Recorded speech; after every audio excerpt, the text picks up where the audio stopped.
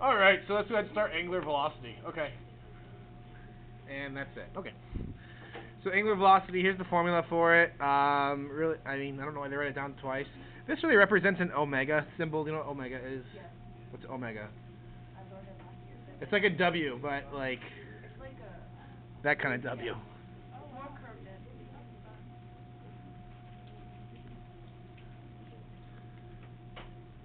All right, so that is angular velocity, and then let's talk about linear velocity. I'm gonna skip number 1 right now because it's a linear velocity question. A little bit out of order there, but whatever. And then linear velocity is just the velocity of an object traveling on a circular path, the distance it travels over time. So it's just the velocity in a circular path. Really about it. Since arc length, so this is just doing a little bit of, hey, don't memorize this type of deal. It's really arc length over time, because isn't velocity just distance over time? Okay, what distance are we going? We're going in arc length, so that's why it looks like this.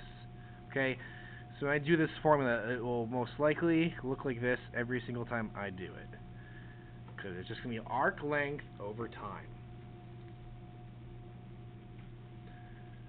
Okay, let's come back up here so we can relate to this one a little bit. Angular velocity is just the angle measure per time. It's just how is the angle changing per time, because the angle is going to change. Okay? So let's go ahead and talk about number 1 now. So we have a Ferris wheel and it rotates 3 times every minute. The passengers sit in seats that are 24 feet from the center of the Ferris wheel. What is the linear velocity of the passengers in the seats in feet per second? Okay?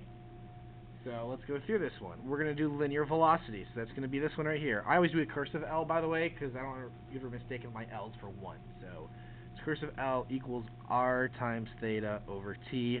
Let's figure all this fun stuff out. The easiest one to figure out is R. What is R? It's 24.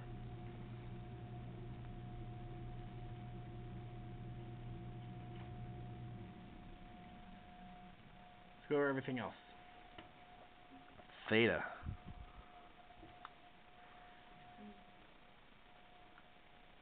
So, remember my broken finger thing I did? Yes, we all remember that? Okay. So, I'm going to rotate my finger around how many times? 3 times. How far did I go? No! The Ferris wheel is not going to make you remember things. But I don't care about degrees.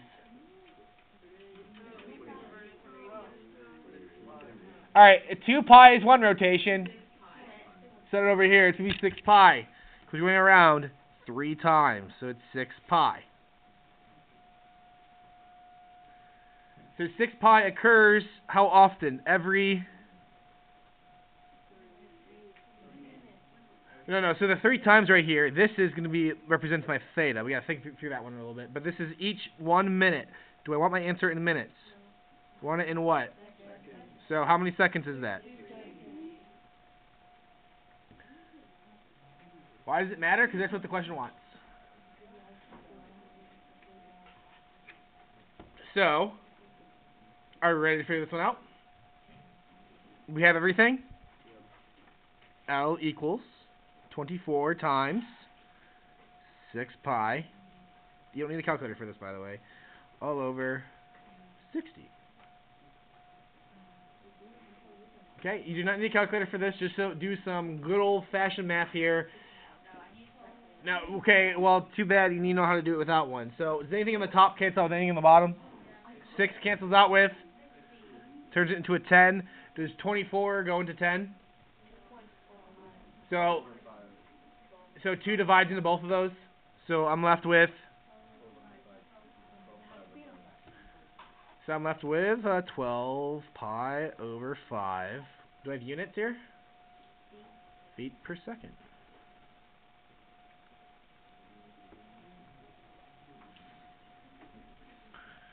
So this is the linear velocity of the passengers.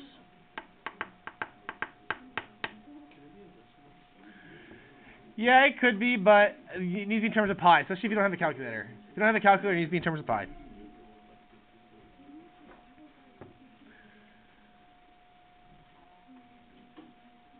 Alright, let's come down here.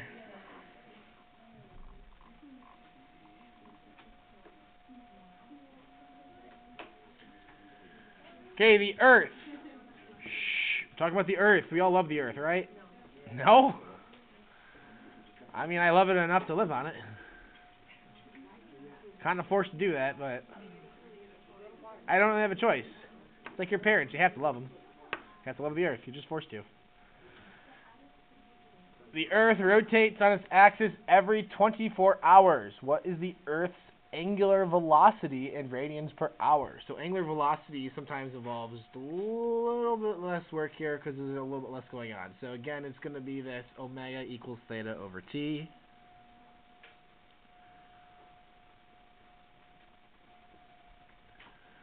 Don't criticize an omega. I did the best I could.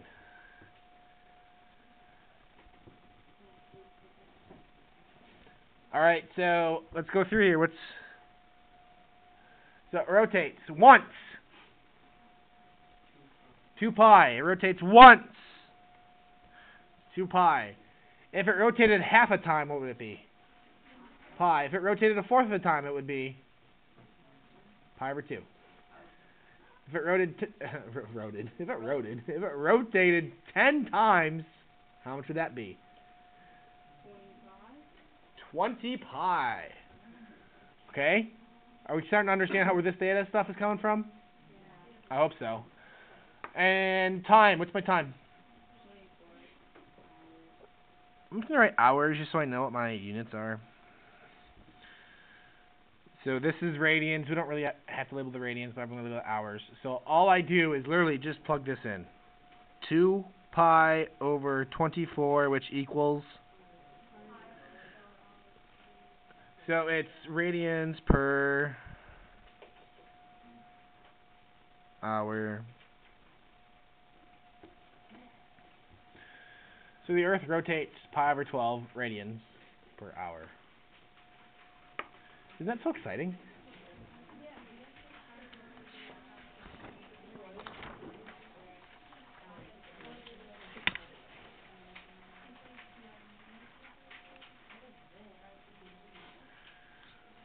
Ooh, conceptually understanding what the heck we're talking about here. So we did the problems, kind of know what they mean.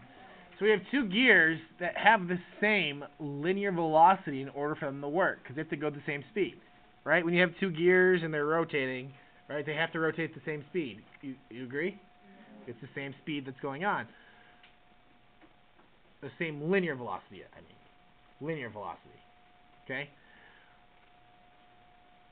But they're going at different speeds because even though this rotates at the same speed, doesn't this one go faster in the circle? Because think about it. If these rotated every 1 minute, this guy just has to travel this much in 1 minute. This guy needs to travel that much in 1 minute. So which one's going faster? The bigger one's going faster. Because it has to travel a longer distance in the same amount of time.